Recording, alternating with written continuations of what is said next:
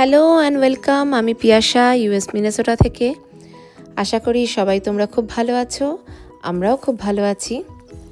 সকাল সকাল ব্যাকইয়ার্ড দিয়ে বেরিয়েছি। সামনে দেখছি এই ইউহলের গাড়িটা রাখা রয়েছে। আমাদের এক প্রতিবেশী মুভ হয়ে যাচ্ছে অন্য জায়গায়, তাই এই গাড়িটা সে রেন্টে নিয়েছে ইউহল থেকে।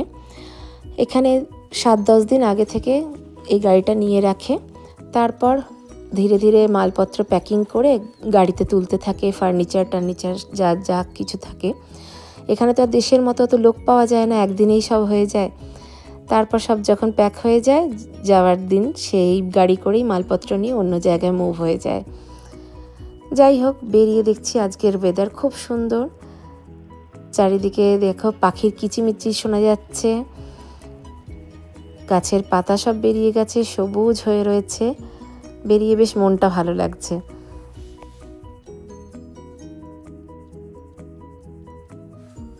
আর ওই দেখো, ওই যে দূরে সেই আমাদের বাড়ির কাছের পার্কটা। সকাল সকাল কোনো বাচ্চারা খেলছে ওখানে।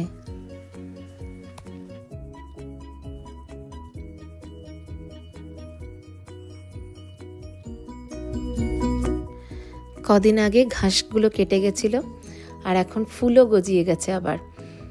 সকাল সকাল খালি পায়ে ঘাসের মধ্যে দিয়ে হাঁটতে কি ভালো লাগছে।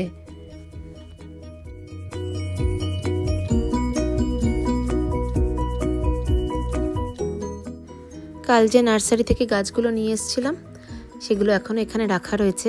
আজকে এখন লাগিয়ে দেব। 2টো গাঁদা গাছ কালকেই লাগিয়ে দিয়েছি। এই যে এখানে গাঁদা গাছগুলো, একটা হলুদ আর একটা একটু ডার্কের মধ্যে। আর এই টবটার মধ্যেই বাকি ওই গাছগুলো একসাথে লাগাবো, আর সামনে এই দরজার কাছটায় রাখবো। এরকমই প্ল্যান করে রেখেছি। আজকে আরও একটা অনেক দিনের পেন্ডিং কাজ সারবো প্ল্যান আছে। এই যে গ্যারেজ সাফ করা। শীত চলে যাওয়ার পর থেকে আজ করছি, কাল করছি, করে আর করে ওঠা হচ্ছে না। আর শীতে যত কুরিয়ারের বক্স আসে সব এখানে জমা হয়ে যায়। এটা ওটা রেখে তারপর ভুলে যাই। আজকে এগুলো একটু ক্লিন আপ করতে হবে। আর তার সাথে ভাবছি আমাদের এই সামনের দিকে পাথরগুলো যে রয়েছে সেগুলো থেকে একটু সরিয়ে মাটি দিয়ে সেখানে একটু গাছ করে রাখবো। দেখি কতদূর কি করতে পারি।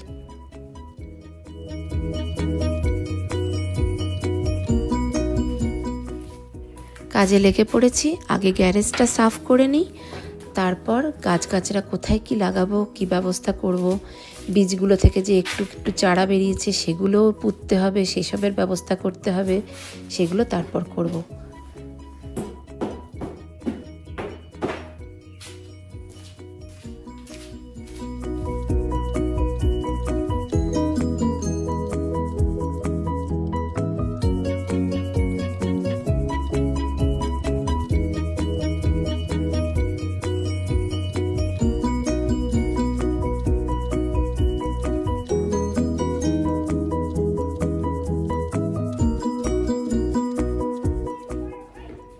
সামারের কিছু আউটডোর ডেকোরেশনের জিনিস এই বক্সেই রাখা রয়েছে, সেগুলোও বার করে নিই। আবার সামার চেঞ্জ হলে ফলের সময় আবার ডেকোরেশন চেঞ্জ করা হয়। আবার উইন্টারের সময় ক্রিসমাসের ডেকোরেশন, সব আউটডোরের ডেকোরেশনগুলো আমি এরকম বক্সে করে লেভেলিং করে গ্যারেজেই রেখে দিই। সামারেরগুলো এখন বার করে নিই। কিছু বার করব, সব বার করব না। সব কিছু করার এখন অত সময় হবে না, কারণ গাছের কাজগুলো আজকে করতেই হবে। তারপর আবার সৈকতরা বিকেলের মধ্যে যে কোনো সময় চলে আসবে। আর কদিন ধরে বাইরের খাবার খেয়েছে, তাই আজকে একটু বাড়ির হালকা পাতলা খেতে চেয়েছে, সেটাও একটু বানিয়ে রাখবো। তাহলে আর ওয়েট করতে হবে না, এসেই খেতে বসে যেতে পারবে। আর এটা দেখো, দরজায় লাগাবার রিদ। এটা আমি গরমকালে লাগাই। এই কালারটা আবার গরমকালের জন্য ভালো লাগে।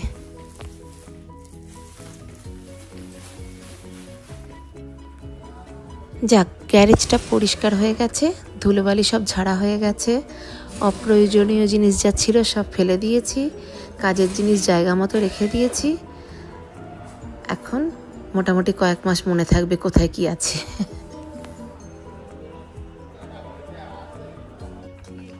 এবার চলে এসেছি সামনের দিকের কাজে। সামনের দিকে দরজার কাছে যে পাথরগুলো রাখা ছিল সাইডে ডেকোরেশন করা, সেখান থেকে ওইগুলো সরিয়ে গোল গোল করে জায়গা করে নিয়েছি, সেখানে মাটি ফেলে গাছ করব। ওখানে বাইরেটা দেখাবো।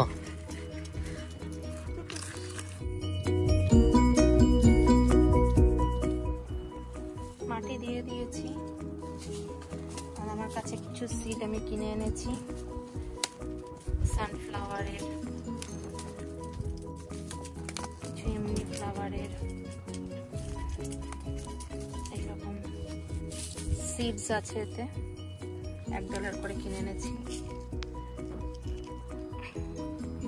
এটা হচ্ছে তুলসীর দানা, দেখি হয় কিনা। দানা দেখতে পাচ্ছ না? দানা পুরোটাই দেখ এখানে।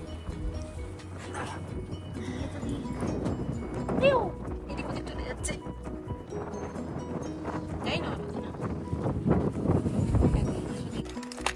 কিছু বীজ আরো চারা করার জন্য ইউজ অ্যান্ড থ্রো কন্টেনারের মধ্যে দিয়ে রাখছি।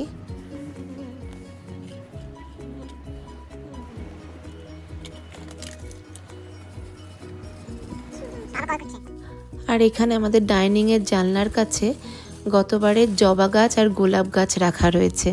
শীত পড়তেই ওদেরকে ভেতরে নিয়ে এসেছিলাম, আর এখন গরম পড়ছে যেহেতু, তাই এবার ওদের বাইরে রাখার ব্যবস্থা করছি। আর এই গোলাপ গাছটাকে তো আমি 2-3 বার ছেঁটেও দিয়েছি, অনেক বড় হয়ে গেছিল।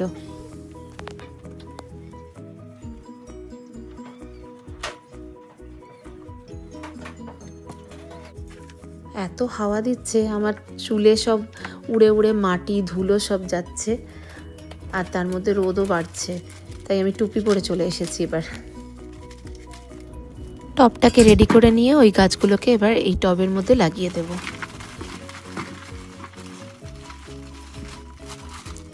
আমি এখানে 2 রকমের মাটি ব্যবহার করছি। একটা মাটির ব্যাগ ছোট ছিল, হালকা ছিল, বেশ ঢেলে দিয়েছি। আর একটা মাটির ব্যাগ এতটাই ভারী আর বেশ বড়, সেটাকে উঠিয়ে ঢালতে পারছি না, আর একটু একটু করে ঢাললে অনেকটা সময় লেগে যাচ্ছে, কিভাবে ঢালবো সেটার ব্যবস্থা করে উঠতে পারছি না।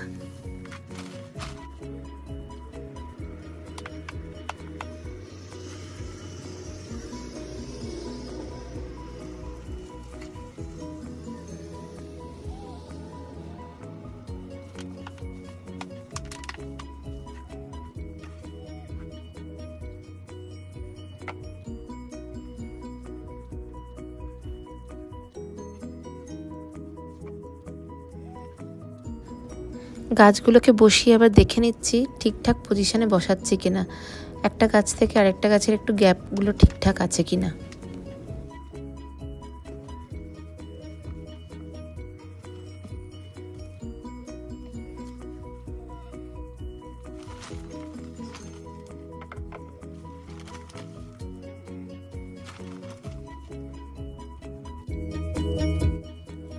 এই যে রেডি হয়ে গেছে, কেমন লাগছে দেখতে? এবার এই রকমই ভেবেছিলাম, এই রকম কম্বিনেশনের গাছ একসাথে রেখে বড় টবের মধ্যে সামনের দরজার কাছে রাখবো। ভালো লাগছে না দেখতে?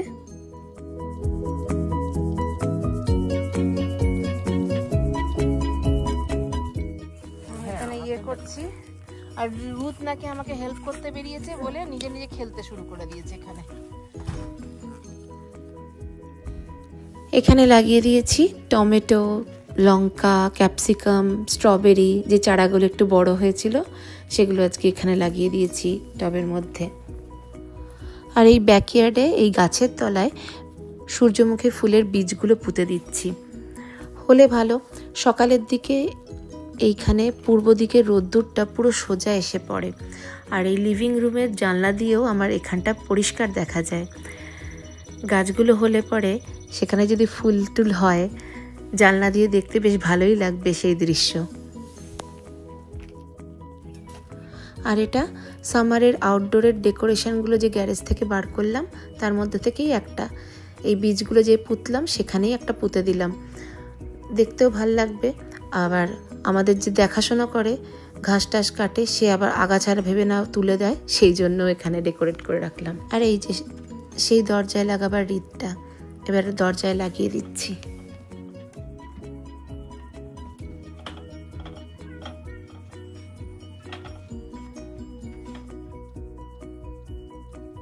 আর বাকি এই ডেকোরেশন লাইটগুলো সামনে যেখানে পাথরগুলো সরিয়ে চারা পুঁতেছি সেখানে লাগিয়ে দেব।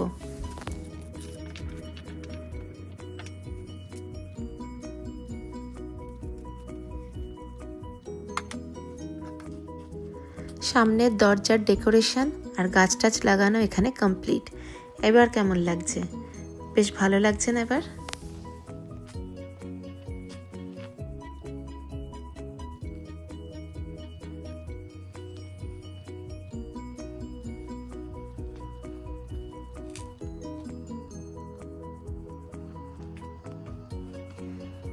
এই কালো বক্সটা একটু ইগনোর করো। ওই কালো বক্সটার মধ্যে পাথরগুলো উঠিয়ে রেখেছিলাম পরে গিয়ে ফেলে আসবো বা সরিয়ে আসবো করে, কিন্তু এতটাই ভারী হয়ে গেছে আমি আর একা ওটা উঠাতে পারছি না। দেখি সৈকত আসুক, তারপর দুজনে মিলে সরিয়ে দেব।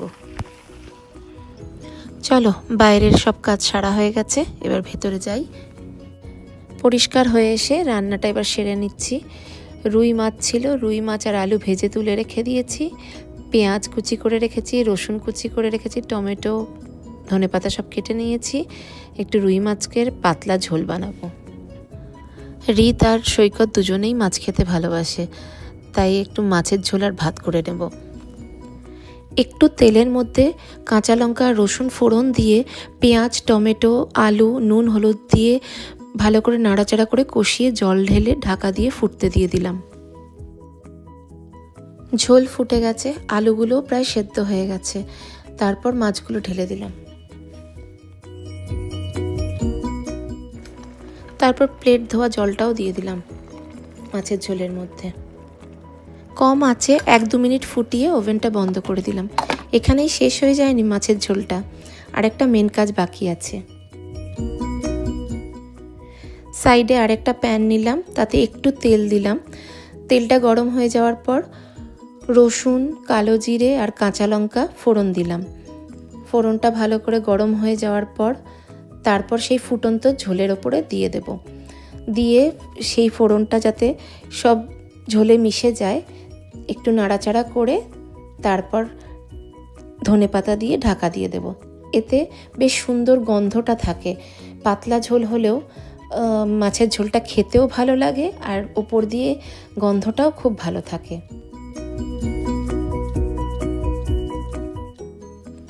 রেডি হয়ে গেছে আমার পাতলা মাছের ঝোল আর ভাত। এবার যখনই আসবে খেতে বসে যেতে পারবে।